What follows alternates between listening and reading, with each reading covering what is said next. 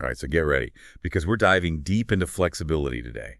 Like when you're trying to touch your toes. We're going to figure out what's actually happening in your body when you do that. Yeah. You sent us this awesome YouTube video, How Stretching Really Works, from the Institute of Human Anatomy. And let me tell you, it's not just about muscles. Like, your brain plays a way bigger role than you think. Yeah, for sure. We always think of flexibility as like how far our muscles can stretch, right? But it's actually this whole crazy interplay between your muscles, your brain, your tendons, even your ligaments, and this stuff called fascia. Have you heard of that? It's like connective tissue that runs throughout your whole body. Okay, wow, so there's way more to it than I thought. Where do we even start with all that? Let's start with these tiny sensors inside your muscles called muscle spindles. They're like little motion detectors built right into your muscles. So whenever you stretch those muscle spindles, sends signals up to your brain, basically letting it know, like, hey, this muscle is stretching this far and this fast. So my muscles are like talking to my brain during a stretch. What happens to that info once it gets to my brain? Well, it goes to a couple important places. One is the cerebellum, which is kind of like your brain's coordination center. It helps you move smoothly and all that. And the other key spot is the somatosensory cortex. That part's in charge of processing all the sensations coming from your body. So it's like giving my brain a map of where my body is in space, right? Mm-hmm. Isn't that what proprioception is all about? You got it. Proprioception is your brain knowing where your body is without even looking. Like when you walk without staring at your feet or reach for something without taking your eyes off the person you're talking to. And it's super important for preventing injuries. Actually, there's research showing that if you do specific flexibility training, you can actually make your proprioception better.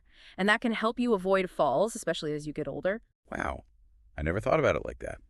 So every time I'm stretching, my muscles are sending these messages to my brain, and then my brain is using that info to make sure I'm moving right and not hurting myself.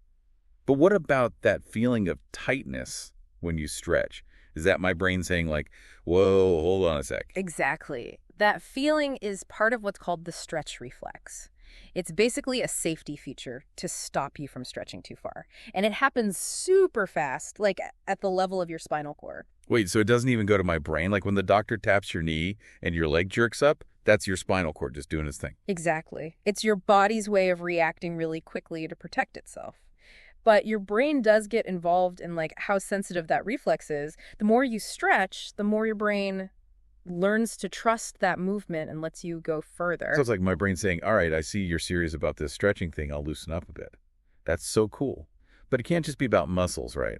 What about all that other stuff we talked about before? Tendons, ligaments, fascia. Oh yeah, for sure. Those are all super important too. The video you sent focuses mostly on muscles. But it's important to remember that flexibility is about all those structures working together, you know? So it's like a whole team of players working together to make you flexible. But I got to admit, I'm still kind of confused about fascia. I know it's important, but what does it actually do? And how does it affect how flexible you are? Fascia is pretty wild, actually. It's this crazy, strong connective tissue that's like all over your body, surrounding and connecting every muscle, bone, organ, even your nerves. It's kind of like a giant web holding everything together and letting it move smoothly. Okay, I'm starting to get the picture. Yeah. So how does this web affect whether I can touch my toes or do yoga or just move around easily? Well, when your fascia is healthy, it's all nice and stretchy. Like your muscles can just glide right past each other. But just like muscles, fascia can get tight and restricted too, especially if you're not moving enough or if you have injuries or repetitive stress. And that tightness can really limit your range of motion and make you feel stiff and sore. Ah, that's probably why I feel like some parts of my body are just stuck sometimes, even if I stretch regularly. Yeah. So what can you do about tight fascia? That's where stuff like foam rolling and myofascial release comes in. You know those foam rollers they have at the gym? Oh, yeah. I've tried those a few times, and they definitely find all my sore spots. Right. Foam rolling is like a DIY myofascial release. It helps break up those knots and adhesions in your fascia so it can be more supple. And that can make you way more mobile overall. So if you take care of your fascia, you're basically giving your muscles more space to move, which then makes you more flexible. Exactly. It's all connected. And this kind of brings us back to what the video was saying about stretching opposing muscle groups. You know, I've always heard that, but I never really understood why it matters so much. It's not just about working out both sides of your body, right? It's more about creating balance. Like, think about it. If your hamstrings are always tight, they're going to pull on your pelvis, and then that can mess with your lower back and even your posture. But if you stretch the opposite muscles, in this case your quads, It helps even things out and makes your body work better as a whole. Okay, that makes way more sense now. It's like finding that perfect balance between being strong and being flexible, so everything is working together smoothly. This whole deep dive has really changed how I think about stretching.